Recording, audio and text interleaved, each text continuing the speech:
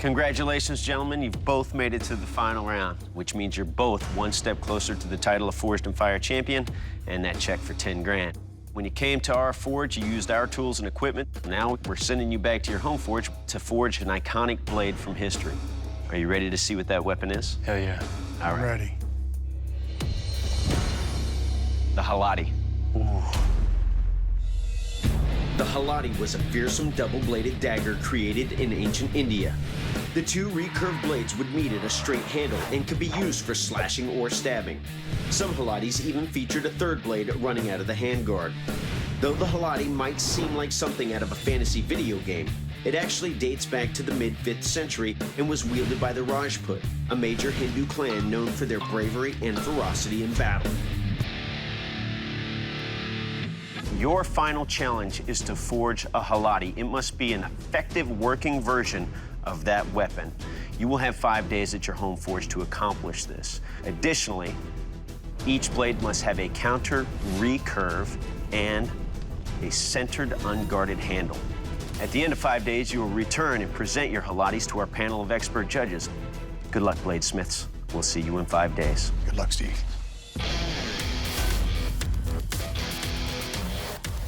Feeling amazing. I made it to the finals, and I get to make a really awesome weapon. A Haladi, or a Haladi, or something like that. Ray has more experience than me, and I kind of feel like it's old school versus new school. Got my blade the length I want to. Now I'm moving on to the handle. Every time I hit it, on one side, the other side bends a little bit, so it's a challenge to keep everything in line. Oh, yeah. It's the end of day one, and I feel like I'm a step ahead of the game. I only expected to get forging done today, but I got a little grinding in there, too.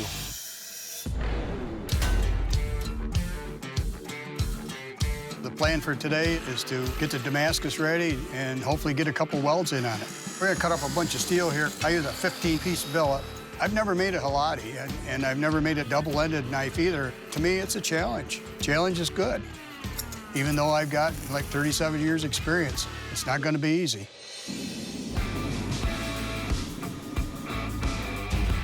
I'm gonna go for like 120 layers. It'll give me a bold pattern. I think it'll look really nice. It's day two. I've got pretty much all the grinding done. Today, I wanna get to the heat treating. That's the make it or break it part of the knife. This is my first time having this much riding on the quench. I hope nothing goes wrong, because if it does, I'll have to restart, and that would really suck.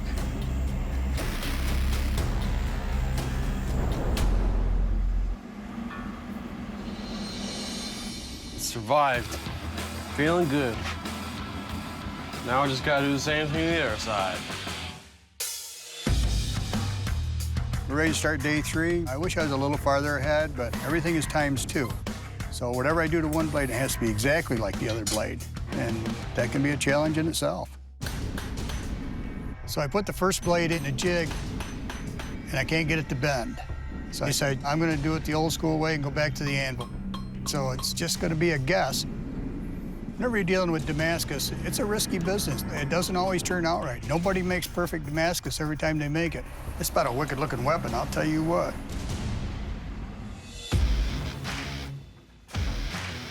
It's day 4, and pretty much all I got left to do is glue on the handle, polish that up. Ray is probably doing Damascus with his blade, so I'm trying to be on the same level.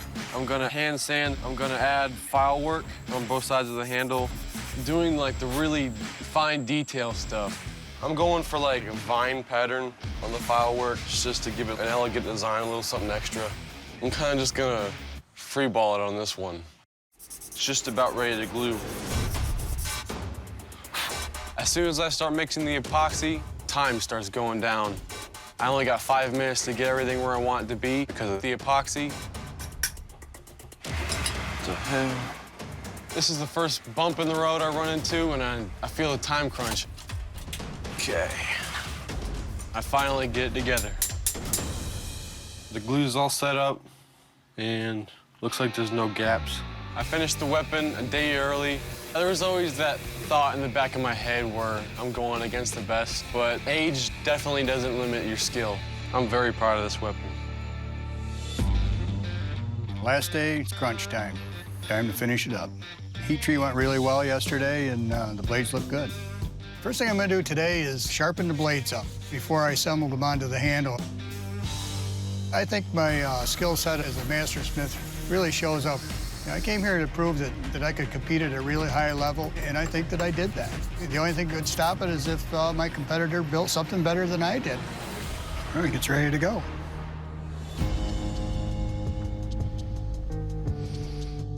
Stephen, Ray, welcome back to the Forge. You've had 5 days at your home forges to work on your Halatis. Now it's time to see how they hold up in our weapons test, but first, Ray, tell us a little bit about your weapon. Well, I made my Halati as close as I could to the original type of weapon, and I made the blades out of Damascus, and I think it'll do well. Great. Stephen, tell us about yours. I forged mine out of 1095 high carbon steel and put my own kind of twist on it from what stuff I saw on the internet. All right, gentlemen, your weapons will now be put through a series of 3 tests. Up first is the sharpness test. Doug? Bladesmiths, the Halati was a weapon used by the Rajput warriors. It was designed to have a blade on both sides of the handle, and they were known to be very sharp. To see how sharp your weapons are, I will take your blade and deliver multiple cuts and stabs to this canvas bag. Ray, you're up first. Are you ready? I'm ready. Let's do this. I'm really proud of this knife. I mean, it turned out really well. The curvature on the blade is a recurve, so what happens is the blade starts in one direction, then comes back in the other direction, which gives it a lot of character.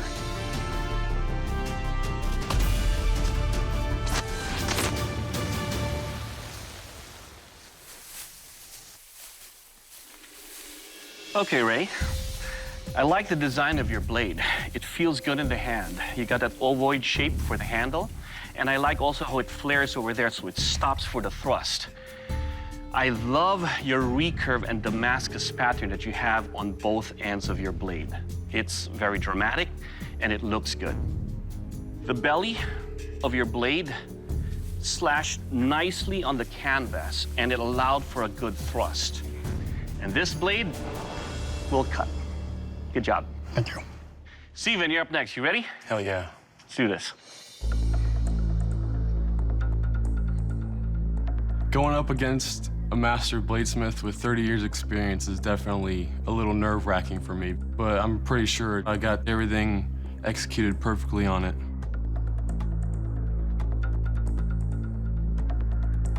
Well, Steven, we have a big problem here. What's the problem? We specifically asked for a recurve on each blade. These blades are not recurved. They're simply curved. We put that specifically on our parameters so that both blades are equal and fair in all the tests that we do. Your blade does not have that S-shaped recurve that we're looking for. Because you don't have that S-shaped recurve that we needed for the parameters, we cannot move on to test your blade. Well, Stephen, the devil's in the details. The blade parameters were very specific. We asked for counter recurve blades on your Halati. You didn't deliver that. And therefore, since your weapon cannot be tested fairly and evenly, I must ask you to please leave the forge. I'm feeling a little bummed I put in all that hard work and I didn't even get to test it.